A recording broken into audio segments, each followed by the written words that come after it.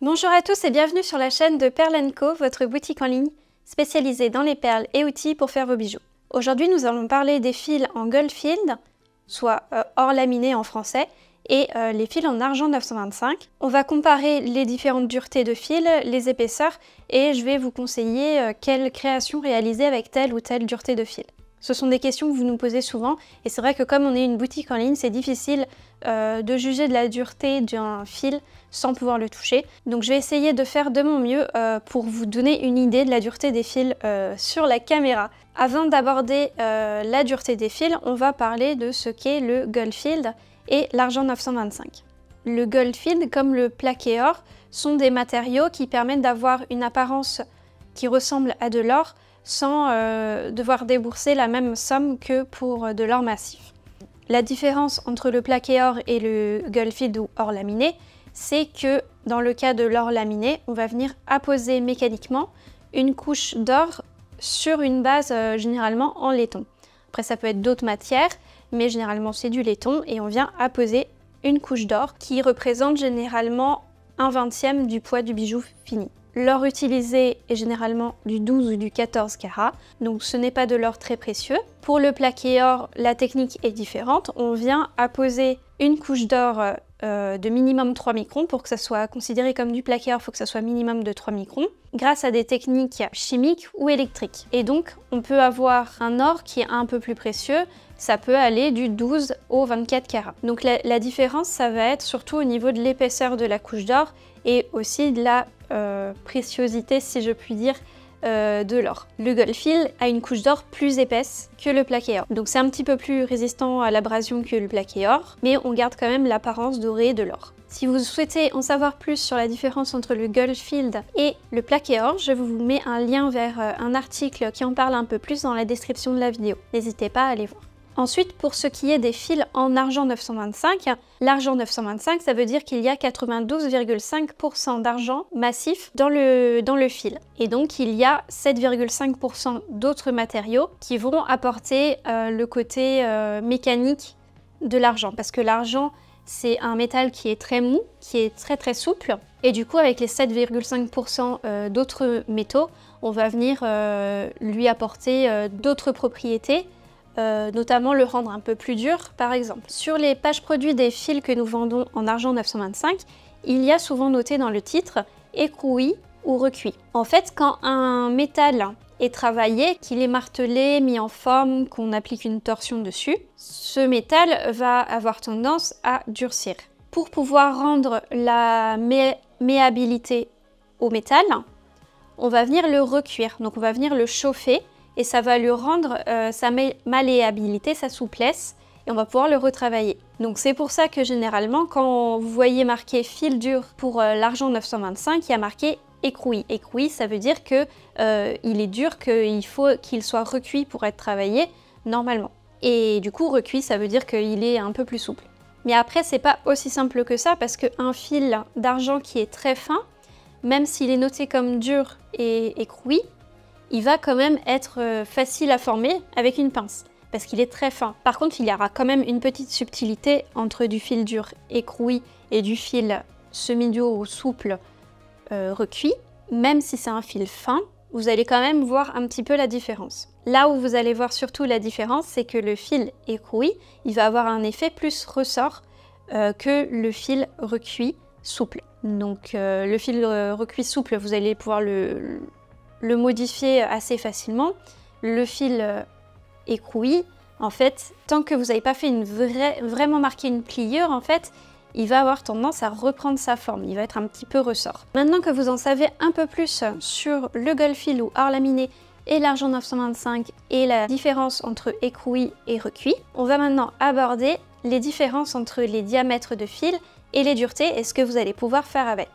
Dans la description de la vidéo, je vous mets également un lien vers l'article sur ce sujet où j'ai mis un tableau comparatif entre différents matériaux et leur dureté et vous aurez quelques exemples de références sur le site pour pouvoir comparer en fait ces duretés et quelles références utiliser pour quelle activité, quelle technique. Après, il faut savoir que c'est moi avec mes petites mains qui ai testé les fils pour essayer de déterminer si le fil dur en argent 925 il était aussi dur que le fil en Goldfield. Donc ça reste quand même très subjectif. J'ai essayé d'être le plus précise possible. J'ai fait un tableau avec extra souple, souple, semi-dur, dur, très dur, extra dur. Mais ça reste quand même du subjectif. Donc voilà, j'ai essayé de faire de mon mieux. Pour réaliser des bracelets joncs ou des torques pratiquement indéformables, donc bien sûr dans le cadre d'une utilisation standard en tant que bijou et d'un stockage adéquat, il vous faut prendre du fil dur dont l'épaisseur est supérieure à 1,5 mm.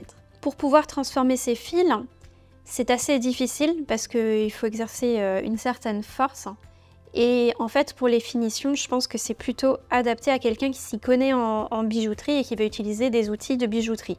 Va falloir limer, va falloir arrondir les fils, trouver une solution pour les transformer du coup en torque et en bracelet, donc une idée de fermoir. Et pour moi, c'est pas vraiment accessible à un niveau débutant, ça c'est sûr. À un niveau intermédiaire, pas énormément. Pour moi, c'est vraiment ça va être vraiment pour de la bijouterie. Mais du coup, là, on est vraiment sur du fil très dur. Et vous allez pouvoir faire des créations qui sont vraiment très sympas. Donc là, j'ai deux fils en Goldfield. J'ai du fil rond 2,6 mm ici. J'ai FD 0,94, du fil 1,75 mm, j'ai FD 0,96 et en argent, j'ai pris du fil de millimètre, donc c'est le rond SL 0,80 et ici, il y en a un plat d'environ 3 mm, SSU 422. Donc cela, c'était les fils que j'ai classés dans la catégorie extra dur sur mon tableau. Et pour la catégorie très dure, j'ai mis GLD 554 qui fait 1,25 mm. C'est du fil dur rond en Goldfield. Grosso modo, dans la catégorie fil très dur, j'ai mis des fils de 0,8 à 1,5 mm. Là, on a un fil carré aussi en Goldfield, GLD 249. Il fait 1,15 mm. Donc ça, c'est un fil très dur à former aussi qui va être bien pour des joncs. Et en argent, en dur, vous allez avoir SL 556 0,8 mm par exemple. On a plein d'autres références, donc n'hésitez pas à aller voir. Donc ces fils-là, vous allez pouvoir faire là aussi des joncs, mais ça va être un petit peu plus facile à former pour quelqu'un qui s'y connaît pas en bijouterie. Avec de bonnes pinces, on peut réussir à les former. On va pouvoir réaliser aussi des semainiers.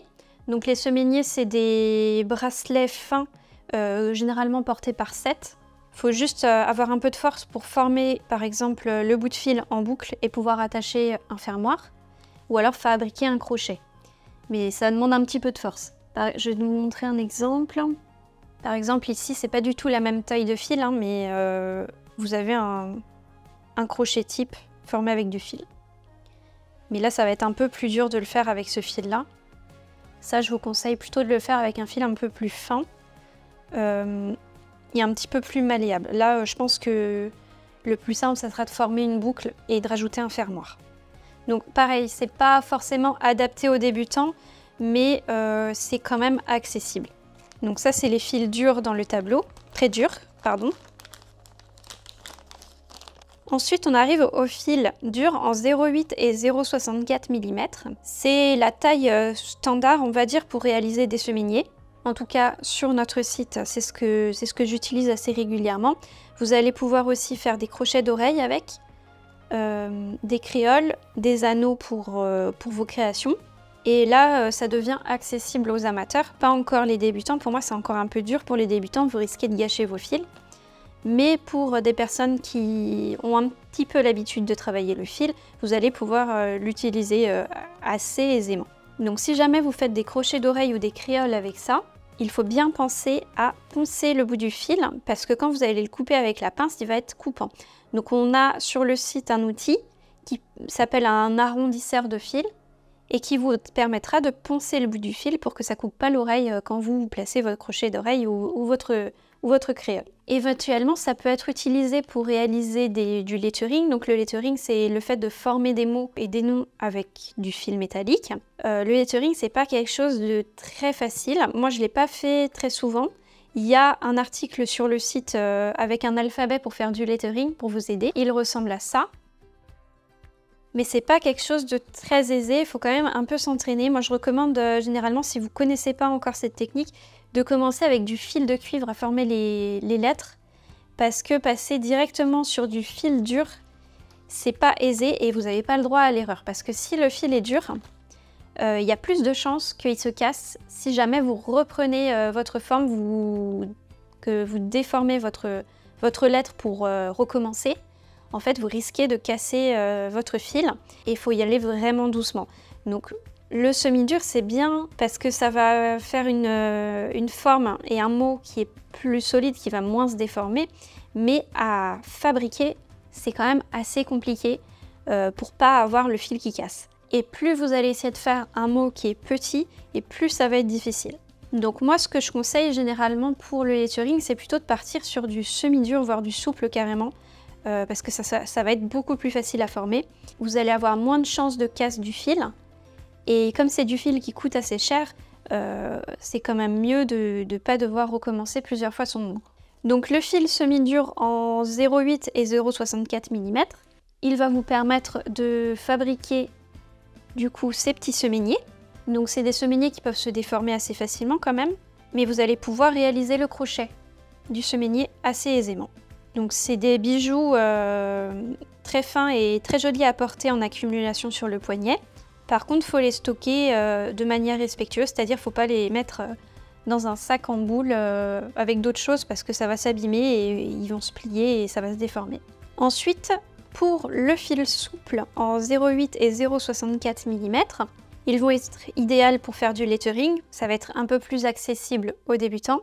Les bijoux sont plus faciles, mais former les lettres est plus aisé. Par contre, ils vont être trop souples pour former des crochets, des attaches, des créoles. Ça va être un peu trop souple pour ça. Avec, vous pouvez faire aussi un peu de wire wrapping, comme on dit, de l'enroulage de fil. Par exemple, faire ce genre de choses. Vous allez pouvoir aussi réaliser des intercalaires avec des perles en formant des queues de cochon. Et les fils très fins, par exemple 0,40-0,20 mm, ça peut permettre de faire des très petits intercalaires, du coup avec la technique des queues de cochon. Et ça sert aussi à enrouler des perles autour d'une forme, autour d'une créole, autour d'un bracelet, comme ça par exemple. Après, par exemple, pour ça, ce genre de création de bague, par exemple, vous pouvez prendre du dur, parce qu'il n'y a pas de forme compliquée à faire avec le fil. Pour des bagues de ce type, je conseille plutôt du semi-dur ou du souple, parce qu'il y a de l'enroulage à faire. Et vous voyez, c'est des petits anneaux assez fins, donc il y a des chances de casse si on utilise du dur. Pour réaliser les gouttes ici, par exemple, vous pouvez utiliser du dur, du semi-dur ou du souple. Mais si vous voulez quelque chose de résistant, vous pouvez prendre du dur. Pour les crochets, on va partir sur du dur également. Ou alors du semi-dur, mais en grosse épaisseur. C'est-à-dire 0,8 ou 0,64. Merci à tous d'avoir regardé cette vidéo, n'hésitez pas à aller voir les articles en lien. N'hésitez pas à commenter et liker cette vidéo si elle vous a été utile. Je vous souhaite une bonne journée et à bientôt pour de nouvelles vidéos. Bye!